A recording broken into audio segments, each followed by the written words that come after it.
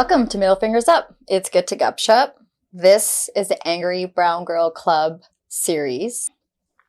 The Angry Brown Girl Club series is one of many ways to sort of break down, talk about, help us gain an understanding and sort of understanding in the area of where to be responsible in conversations with race. It's kind of like this whole, what does breaking down barriers mean? Am I a barrier? What's a barrier? Who's a barrier? And we always say these sorts of things. And so what we're trying to do here is break these sorts of things down in real time and figure out ways so that we can address uncomfortable moments, uncomfortable truths, and come out building strong, more supportive relationships between women of color and white women, but also like just with the community, the system, everyone and everything in between. So here's what I've been thinking about this series so far. Because I'm sharing this knowledge, I don't want everyone to think, well, I guess I don't get to decide what everyone thinks, but I hope that it comes off that I am hopeful and not the opposite. It just means with my honesty, I'm asking us to look a little deeper in how patterns show up for us and what we do about that and how it connects to power dynamics. We can read like all the books and take the courses, be best friends with women of color, but like none of all of this is real if we can't all ask ourselves, when did I learn about racism and privilege? As you listen to this segment, I hope you can consider your own responses, reactions, behaviors, reflect how you respond when confronted with issues of race and privilege. Are you open to learning and growing, but maybe sometimes come across defensiveness or feel the need to defend?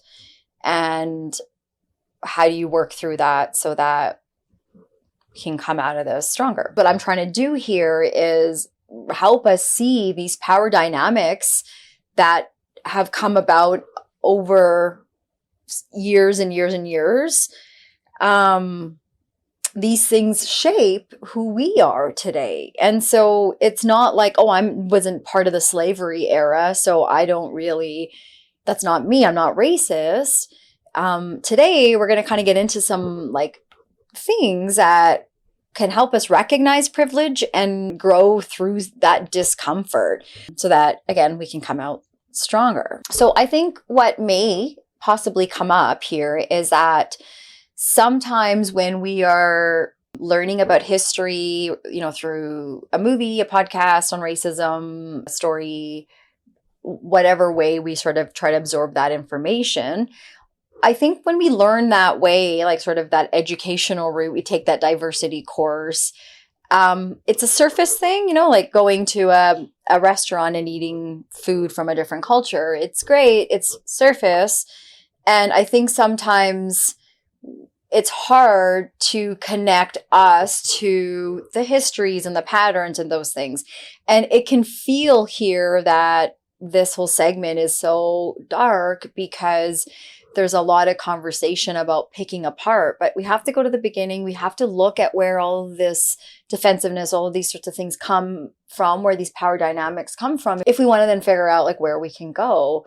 And I just think I want to give a shout out to those that are like here listening to these conversations. I know they're not hilarious, humorous conversations.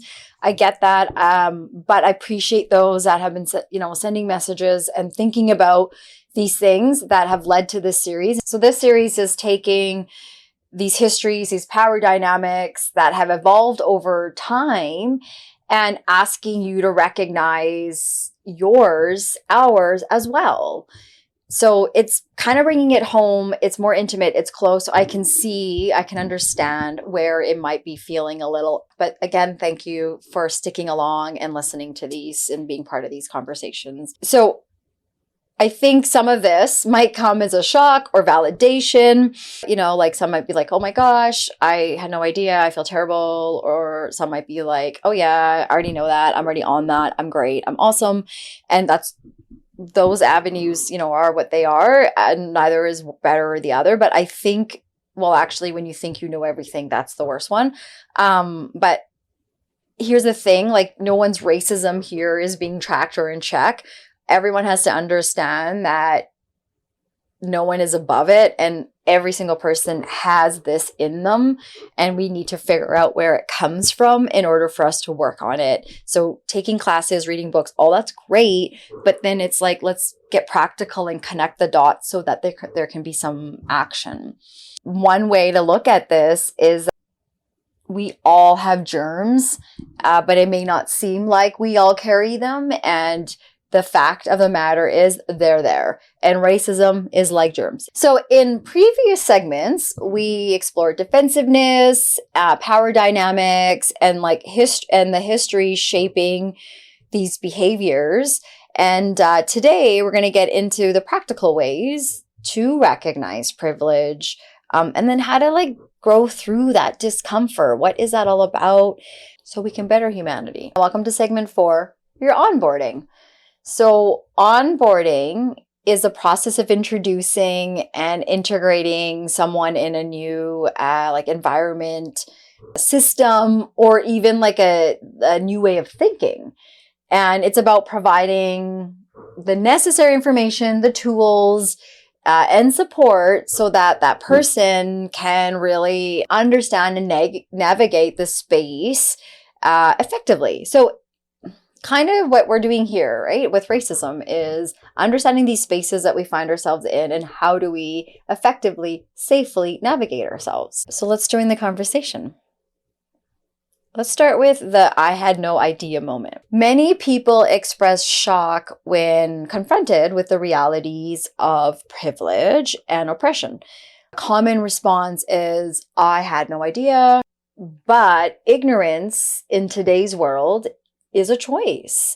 Information is everywhere. So imagine stubbing your toe on the same chair every day. And maybe in the beginning, at first, you never noticed it. But then once it's pointed out to you, it becomes your responsibility to move the chair, problem solve, avoid the chair, learn how to be around the chair. Privilege works in the same way too. Awareness is a first step, but action must follow. Sometimes people say, I didn't know, as a way to offer solidarity or validation.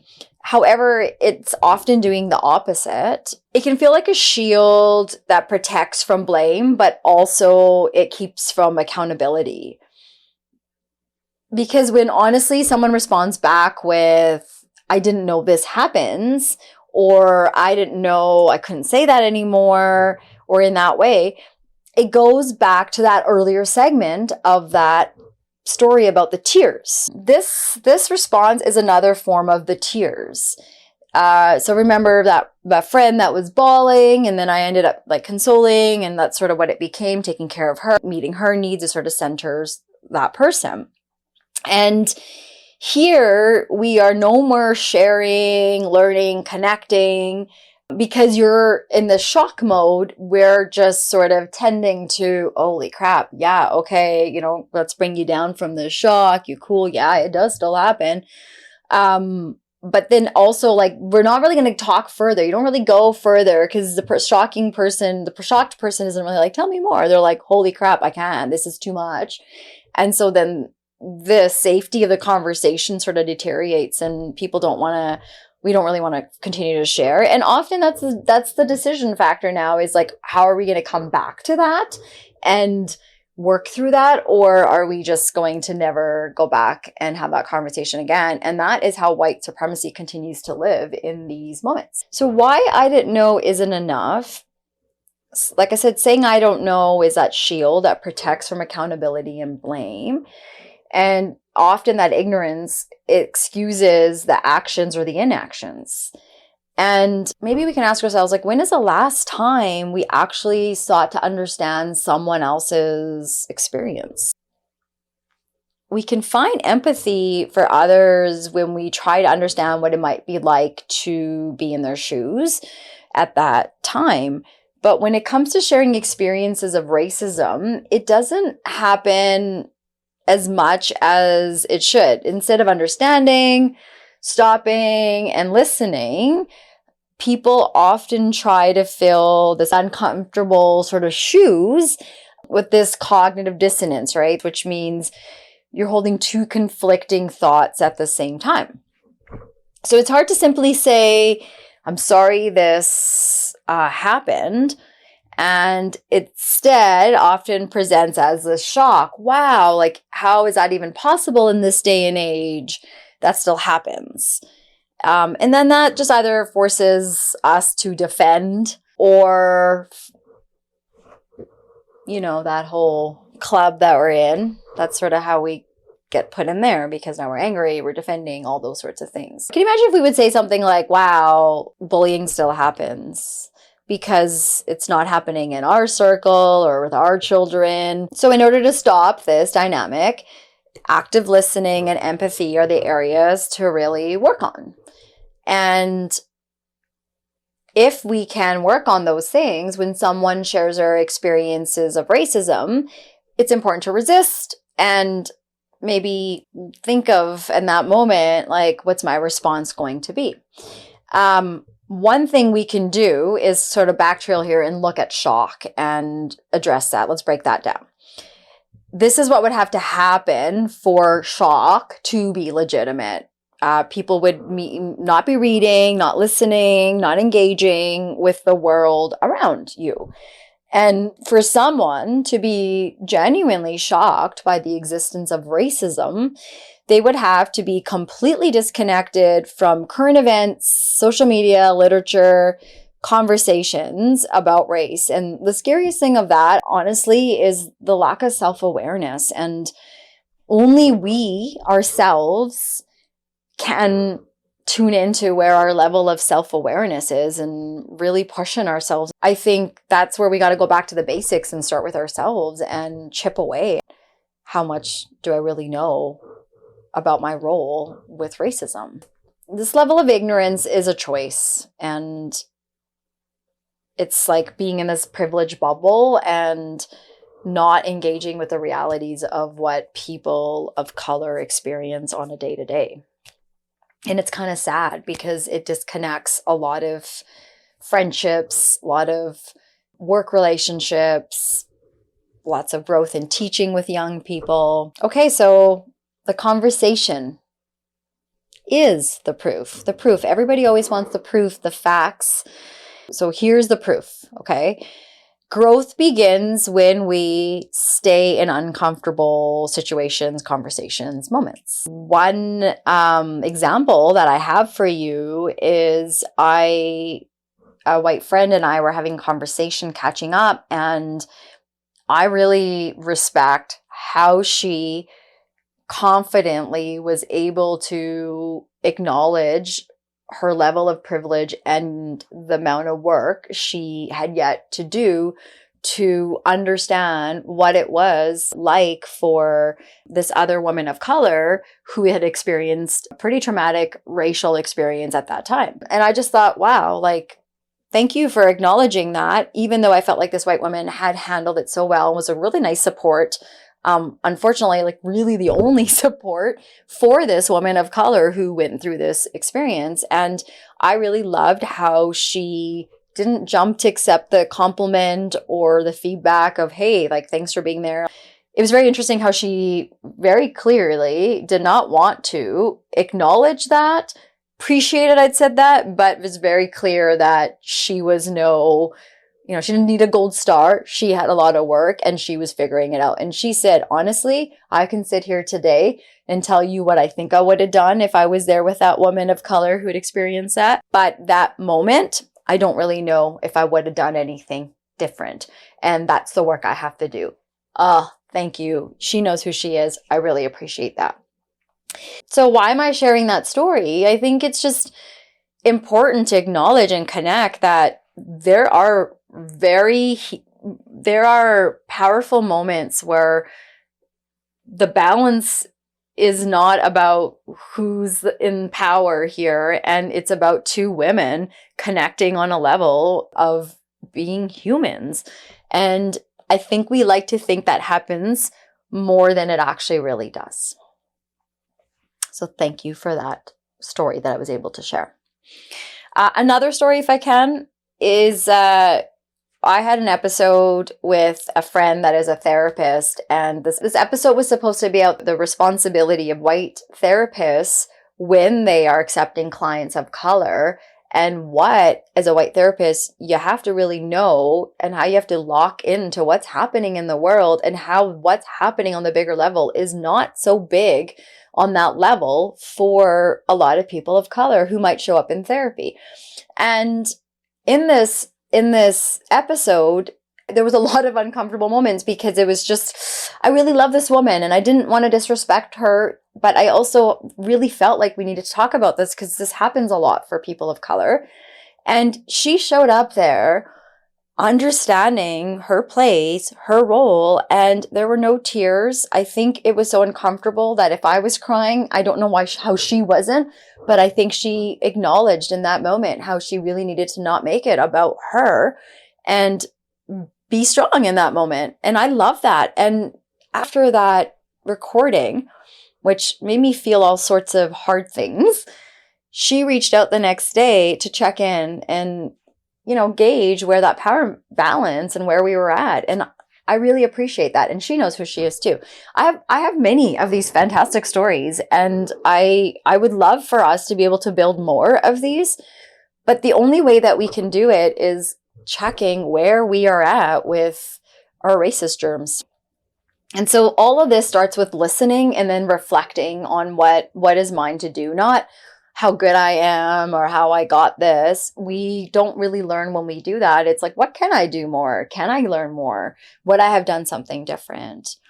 The proof of your commitment is in your willingness to engage without defensiveness. Like, that's really, I think, the key here. But also, it's not about being perfect. And so when we get defensive, I think it's okay to acknowledge that and try to bounce back quick with, where was that coming from? What was that about? Like, we don't have to lose ourselves every fucking time about this stuff. But if we're present in this, I think we can understand, what are we really getting at? What's this about? Moving forward.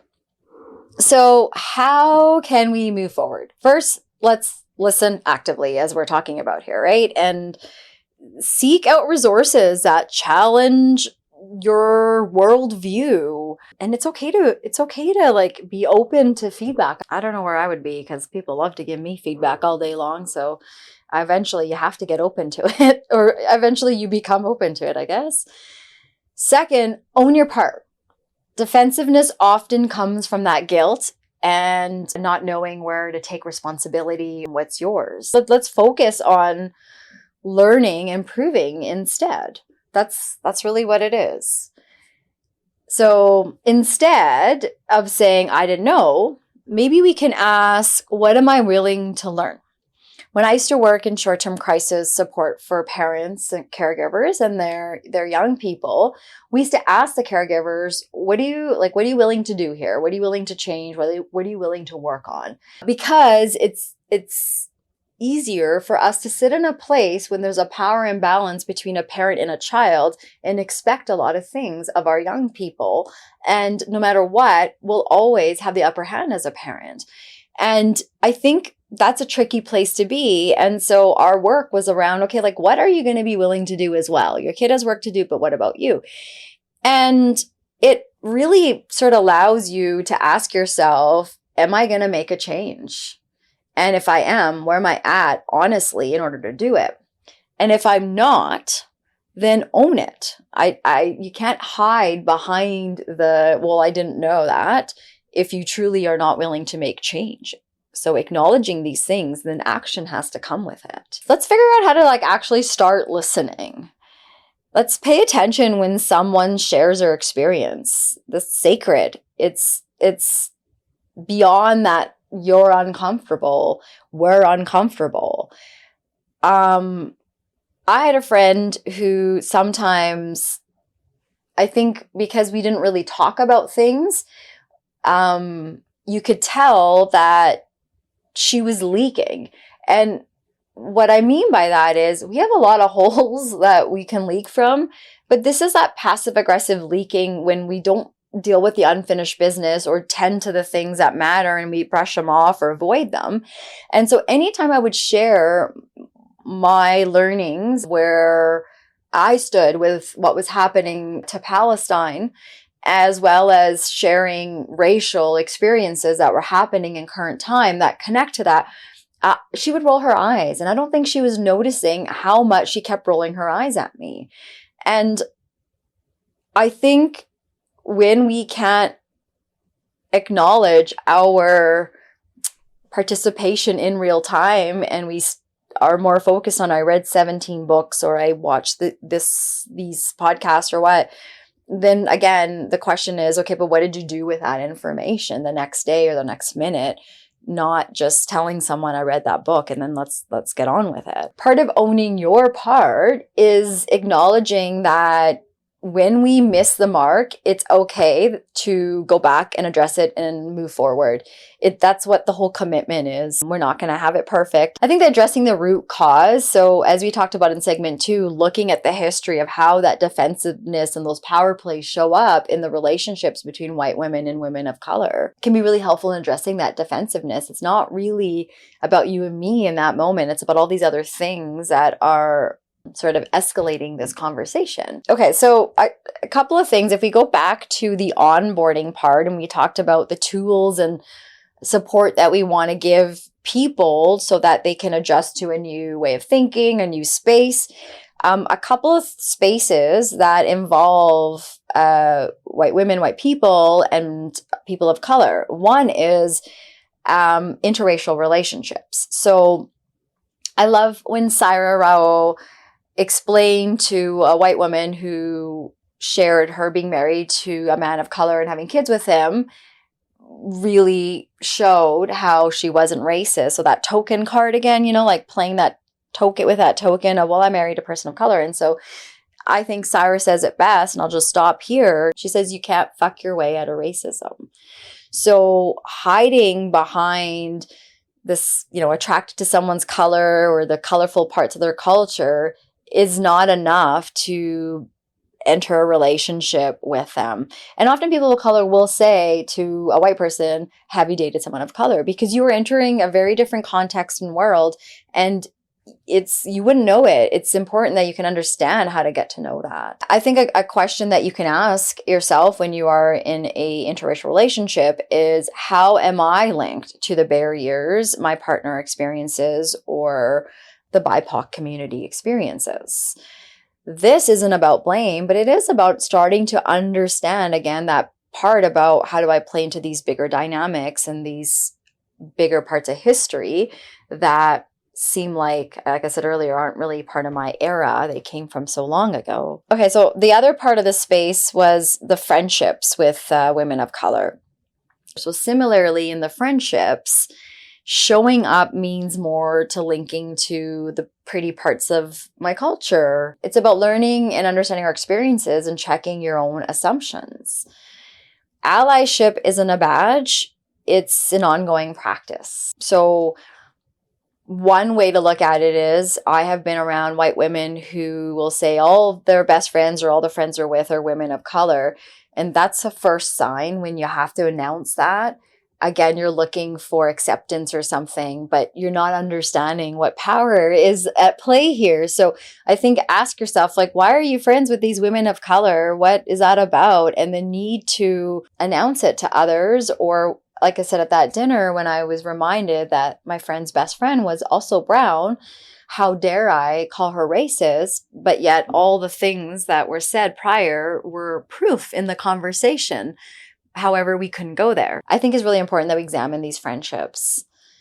So one way, some questions we can ask ourselves is, what privileges do I bring into this relationship? And how might they shape my perspective or behavior? What biases have I internalized? And how would I even know what biases are, and how would I figure out if I had internalized biases? And how could I actively work to unlearn them? And here's the thing, we all have them. So it's not like anyone's born without those germs. They're all in there. So we have to figure out what ways to treat them, but not treating them in a way that they keep coming back, right? I think a question that I really adore is, how can we create a safe space to talk about uncomfortable or sensitive topics? And then how do we address the misunderstandings and the microaggressions as they arise? How do systemic barriers affect my partner or my friend? And what is my role in dismantling them? And I think these questions, like when we answer them, it's also good to like do a drip check. Ask someone, am I hitting the par here? But like, you know, ask someone, and how am I doing? Like, it's okay for us to ask these and these learning. That's why they're so uncomfortable, because we need the control of knowing how we are in these moments, and we don't have that. And so that's why we're all over the place. But we can be in charge, not necessarily needing to be in control. And these sorts of questions can help us prepare so that we're not in that shock value, and we're not asking the kinds of questions that are not leaving this conversation for the better, but really are spreading those moments of white supremacy. So again, how do you show up as an ally or an accomplice in these spaces that go awry? And I think all of us, including us people of color, have to ask ourselves all of these questions, because we play a part when we continue to allow it or perpetuate it or not even recognize that it's happening. And when we don't know, how can we show up in the best way possible for each other? All we can do is say we're trying, I guess, right? Thank you for today's talk. I really appreciate everyone that stayed and been part of these conversations. We are trying to learn, right? We're not trying to blame. We're just trying to figure out where our accountability is in these moments and who's who.